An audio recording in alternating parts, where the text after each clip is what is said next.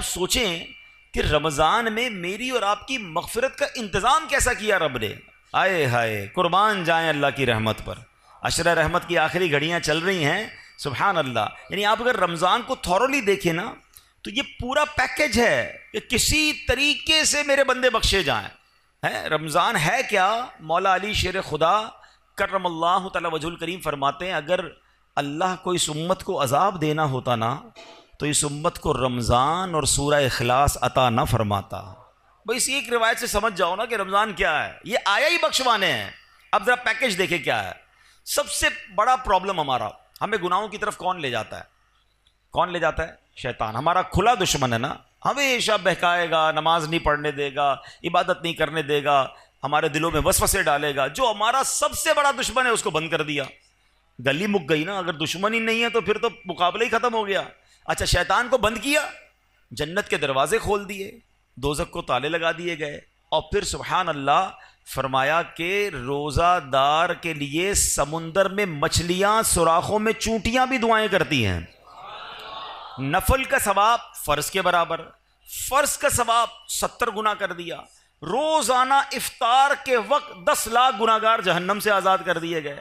اچھا روزانہ رات رحمت کا فرشتہ ندا دے رہا ہے، آسمان سے آوازیں لگائی جا رہی ہیں، ہے کوئی مانگنے والا اس کی توبہ قبول کی جائے، ہے کوئی مغفرت کا سوالی اس کا سوال. یعنی جو فقیر ہوتا ہے نا وہ سخی کے در پہ جا کر کہتا ہے کچھ دے دو آپ کی مہربانی، وہاں سے خود ندائیں ہیں کہ مانگ لو جو مانگنا ہے. یہ بتاؤ بخشش کا کوئی بہانہ نہیں چھوڑا گیا ہے. لیکن اگر پھر بھی رمضان میں کوئی نہ بخشا جائے، جو اس مہینے میں بھی گناہ کرے، روزے نہ رکھے، نمازیں نہ پڑھے، ہیں اس مہینے میں راتوں کو گناہ میں گزارے، راتوں میں پھر برے کام کرے. اب کتنی سخت بات ہے کہ تمہارا دشمن شیطان بند کر دیا پھر بھی تم گناہوں سے باز نہیں آ رہے. اب اس میں بھی کچھ لوگوں کو وسوسہ آتا ہے کہ یار جب شیطان بند ہے تو گناہ کیوں ہو رہے ہیں؟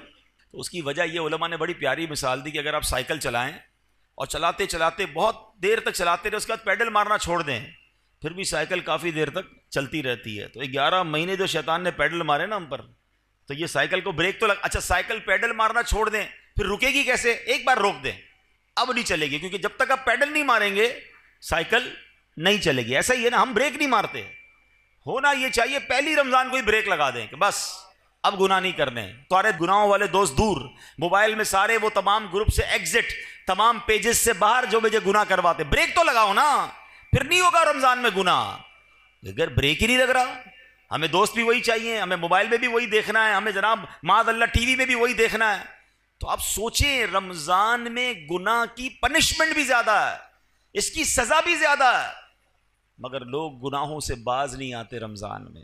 ایک حدیث سے اس کی سیویرٹی، اس کی سختی سمجھو. حدیث پاک کا مضمون ہے جو رمضان میں ایک گناہ کرے، ایک گناہ، اس کے 1 سال کے اعمال برباد کر دیے جائیں گے. ایسا نہ ہو کہ رمضان میں کروڑوں بخشے جائیں اور ہم اپنی بری عادتوں کی وجہ سے مارے جائیں. رمضان کی راتیں گناہوں کے لیے نہیں، عبادت کے لیے ہیں. رمضان کھانے پینے کے لیے نہیں، یہ تلاوت اور سجدوں کے لیے آیا ہے. تو نمبر 1 اس دعا کو یاد رکھنا کہ نبی پاک نے آمین کہا ہے کہ جو رمضان کو پائے اور اپنی مغفرت نہ کروا سکے وہ ہلاک ہو جائے. دوسری کیا دعا تھی کہ یا اللہ جو اپنے والدین کو بڑھاپے میں پائے اور ان کی خدمت اسے جنت میں نہ پہنچائے تو وہ بھی ہلاک و برباد ہو جائے. اب سوچئے کہ ہم اپنے والدین کی کتنی خدمت کرتے ہیں. جب والدین کی بات چلی ہے نا تو چلیں پہلے میں ہماری امی حضور حضرت خدیجۃ الکبریٰ رضی اللہ تعالیٰ کا بھی کچھ ذکر کر لوں کہ کیا عظیم ہستیاں. 10 رمضان ان کا یوم وصال ہے. کمال کی حدیث سنیے گا، بخاری شریف کی حدیث. جب پیارے آقا علیہ الصلوۃ والسلام غار حرا میں تشریف لے جایا کرتے تھے، ایک دن یہ ہوا کہ پیارے نبی رسول ہاشمی علیہ الصلوۃ والسلام غار حرا میں تشریف فرما تھے. حضرت جبریل امین بھی بارگاہ رسالت میں حاضر تھے. اتنے میں مسلمانوں کی پیاری امی جان رسول اکرم صلی اللہ تعالی وسلم کی زوجہ محترمہ حضرت خدیجۃ الکبریٰ رضی اللہ تعالیٰ عنہ دور سے آتی ہوئی نظر آئیں. آگے کیا ہوا؟ بخاری شریف کی حدیث سے پاک سنیے کہ صحابی رسول حضرت ابو ہریرہ رضی اللہ تعالیٰ عنہ فرماتے ہیں حضرت جبریل امین نے خدیجۃ الکبریٰ رضی اللہ تعالیٰ عنہ کو دیکھا تو عرض کیا یا رسول اللہ صلی اللہ تعالیٰ علیہ وسلم، یہ خدیجہ آ رہی ہیں، ان کے پاس برتن ہے جس میں کھانا ہے، جب وہ آپ کے پاس پہنچ جائیں تو انہیں اللہ پاک کا بھی سلام دیجئے میرا بھی سلام کہیے اور انہیں یہ خوشخبری سنا دیجئے کہ جنت میں ان کے لیے اندر سے خالی یعنی خولدار موتیوں سے بنا ہوا گھر ہے، جس میں نہ کوئی شور ہے نہ کوئی تکلیف ہے۔ اللہ کا سلام، جبریل امین کا سلام اور جنت میں گھر کی بشارت۔ جب حضرت خدیجہ نبی پاک کے پاس پہنچی تو پیارے آقا علیہ الصلوۃ والسلام نے فرمایا اللہ پاک اور حضرت جبریل نے تمہیں سلام کہا ہے۔ تو اس کا جواب دیتے ہوئے حضرت خدیجہ نے کیا کہا؟ ان اللہ هو السلام وعلی جبریل السلام وعلیک السلام ورحمۃ اللہ وبرکاتہ، یعنی اللہ پاک سلام ہے اور حضرت جبرائیل اور آپ علیہ الصلوۃ والسلام پر سلامتی، اللہ پاک کی رحمتیں اور برکتیں ہوں۔ یہ مرتبہ ہے ہماری امی حضور حضرت خدیجۃ الکبریٰ رضی اللہ تعالی عنہا کا، مادر اولین اہل ایمان کی ہے، یہ اس کی بزرگی و پاکیزگی برگزیدہ ہے رب محمد کی بھی، عرش سے جس پہ تسلیم نازل ہوئی اس سرائے سلامت پہ لاکھوں سلام، اس کا جبریل ملحوظ رکھے ادب، جنتی گوہریں گھر اسے بخش رب، کوئی تکلیف اس میں نہ شور و شغب، منزل من قصب لا نصب لا صخب، ایسے کو شک کی زینت پہ لاکھوں سلام۔ سبحان اللہ۔ حضرت خدیجہ کا مرتبہ، آپ کا کچھ تعارف بھی سن لیتے ہیں۔ سبحان اللہ، آپ رضی اللہ تعالیٰ عنہ کی کیا شان ہے۔ آپ کی کنیت ام قاسم ہے، آپ کا سب سے مشہور لقب الکبریٰ ہے۔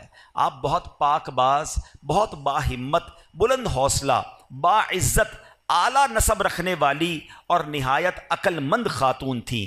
آپ کے اعلیٰ اوصاف و کمالات کی کیا شان ہے کہ زمانہ جاہلیت میں بھی آپ کو طاہرہ یعنی پاکیزہ خاتون اور سیدۃ قریش یعنی قریش کی سردار خاتون کے لقب سے پکارا جاتا تھا۔ اسلام کا اعلان نہیں ہوا، اس سے پہلے کی بات ہو رہی ہے۔ حضرت خدیجہ کا ایک بڑا پیارا لقب صدیقہ بھی ہے۔ نبی پاک علیہ الصلوۃ والسلام نے فرمایا ہذہ صدیقۃ امتی، یعنی یہ میری امت کی صدیقہ ہیں۔ ایک اور خوبصورت بات کہ پیارے آقا کے 7 اولاد ہوئیں، یاد رکھیے گا 7 بچے ہیں نبی پاک علیہ الصلوۃ والسلام کے، 4 شہزادیاں حضرت زینب، حضرت رقیہ، حضرت ام کلثوم اور بی بی فاطمہ رضی اللہ تعالی عنہن، اور 3 شہزادے حضرت قاسم، حضرت عبداللہ اور حضرت ابراہیم۔ ان میں سے صرف حضرت ابراہیم جو تھے وہ حضرت ماریہ قبطیہ رضی اللہ تعالیٰ عنہ کے شہزادے ہیں، باقی ساری اولاد نبی پاک علیہ الصلوۃ والسلام کی وہ حضرت خدیجہ رضی اللہ تعالیٰ عنہ سے ہے، یہ یاد رہے۔ ایک اور خوبصورت بات کہ جب نبی پاک علیہ الصلوۃ والسلام نے ان سے نکاح فرمایا، پیارے آقا کی عمر مبارک 25 سال تھی، اور جب تک بی خدیجہ دنیا میں ظاہری حیات میں رہیں، میرے آقا علیہ الصلوۃ والسلام نے کسی اور سے نکاح نہیں کیا۔ اور ایک اور شاندار بات کہ تمام دنیا کے سیدوں کی، حسنی حسینی سیدوں کی جو نانی جان ہیں وہ حضرت خدیجۃ الکبریٰ رضی اللہ تعالیٰ عنہ۔ 65 سال کی عمر میں 10 رمضان المبارک 10 سن نبوی آپ کا وصال مکہ مکرمہ میں ہوا۔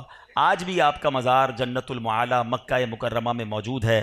اللہ کریم تربت حضرت خدیجہ پر اپنی کروڑوں رحمتوں کی بارش نازل فرمائے اور ہم سب کو ان کے فیضان سے مالا مال فرمائے۔ آپ ایک رول ماڈل ہیں۔ پیارے آقا علیہ الصلوۃ والسلام کی زندگی کا جو سب سے ٹف ٹائم تھا نا، وہ اسلام کا جب اعلان ہوا تھا۔ اس سے پہلے تو لوگ بڑا پیار کرتے تھے نا، آپ کو صادق اور امین کہتے تھے، مگر جب نبی پاک نے اعلان نبوت کیا تو اس کے بعد اپنے پرائے ہو گئے، جان کے دشمن ہو گئے۔ مگر آپ کی زوجہ حضرت خدیجہ نے جو نبی پاک کو حوصلہ دیا، جو آپ کا ساتھ دیا، پیارے آقا علیہ الصلوۃ والسلام اپنی زندگی کے حیات طیبہ کے آخری لمحات تک حضرت خدیجہ کو یاد کرتے تھے کہ خدیجہ نے مجھے اس وقت ساتھ دیا جب میرا کوئی ساتھ دینے والا نہیں تھا۔ تو یہ بات سیکھنی چاہیے ہماری ماؤں بہنوں کو کہ اگر گھر میں مرد کسی مشکل میں ہے، پریشانی میں ہے، تو ہمیں اس کا ساتھ دینا ہے، تانے نہیں دینے، ٹینشن نہیں دینی ہے۔ اور یاد رکھیں میری وہ بہنیں اور مائیں جو مشکل وقت میں اپنے شوہر کا، اپنے بھائی کا، اپنے والد کا ساتھ دیتی ہیں، وہ اللہ انہیں سکھ کے دن ضرور دکھاتا ہے۔ اور جو ہم نے سنا، حدیث پھر آتے اس دعا کی طرف، حضرت جبریل نے دعا کی کہ جو اپنے ماں باپ کو بڑھاپے میں پائے اور مغفرت نہ کروا سکے وہ ہلاک ہو جائے، تو اس سے سوچنا یہ ہے، اس سے سمجھنا یہ ہے کہ ماں باپ کی کتنی خدمت کرنی ہے، ماں باپ کی کتنی دعائیں لینی ہیں۔ میں آج ایک تحدیث نعمت کے لیے، شاید کسی کو یہ بات ترغیب کے لیے مل جائے، اس لیے بیان کرنے جا رہا ہوں۔ میرے ابو جان تقریباً 30 محرم کو آپ کا وصال ہوا، اللہ پاک ان کی بے حساب مغفرت فرمائے۔ ہمیں یہ ضرور اطمینان ہے کہ محرم کے اسی مہینے میں عاشورے میں انہوں نے عمرہ بھی کیا تھا، اور حدیث پاک ہے کہ ایک عمرہ دوسرے عمرے تک گناہوں کا کفارہ ہے۔ والد صاحب نماز کے لیے گھر سے نکلے تھے اور راستے میں چوٹ لگی، اور اسی چوٹ سے وہ پھر دنیا سے چلے گئے، واپس نہ آ سکے۔ تو جو راہ خدا میں نکلتا ہے، اللہ پاک اس کو اس سے اچھی کیا موت ہوگی کہ نماز کی حالت میں وہ تشریف لے گئے۔ لیکن میں نے یہ سوچا کہ ماں باپ تو چلے گئے، اگر ماں باپ حیات ہوتے تو ہم ان کے ساتھ کوئی افطار تو کرتے نا، ہیں ان کی کوئی افطار کی دعوت تو کرتے۔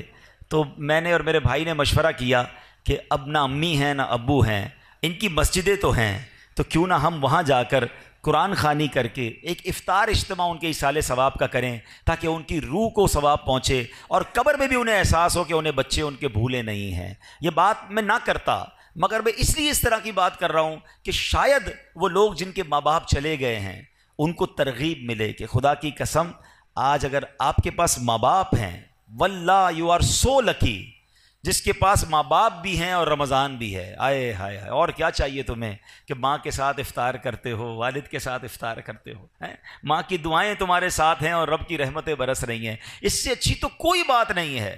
تو پلیز ماں باپ ہیں تو قدر کیجئے، دعائیں لیجئے، ان سے ان کو راضی کرنا، یہ تمہارے لیے جنت کا سامان ہے۔ حدیث پاک کا مضمون ہے جن سے ان کے ماں باپ راضی ان سے ان کا رب راضی، اور اگر ماں باپ ناراض تو رب ناراض، انہیں ناراض نہ کرنا، ہمیشہ خوش رکھنا۔ اور اگر ماں باپ چلے گئے ہیں تو انہیں بھولا نہ کرو، کسی نہ کسی بہانے انہیں تحفے پہنچایا کرو۔ ہم کیا تحفہ پہنچا سکتے ہیں؟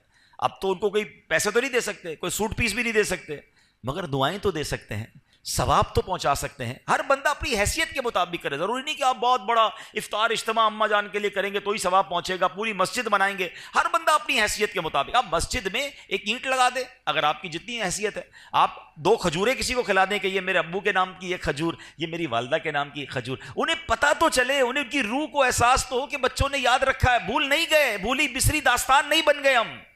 اور آج آپ اپنے ماں باپ کو یاد رکھیں گے، کل آپ کے بچے آپ کو مرنے کے بعد یاد رکھیں گے۔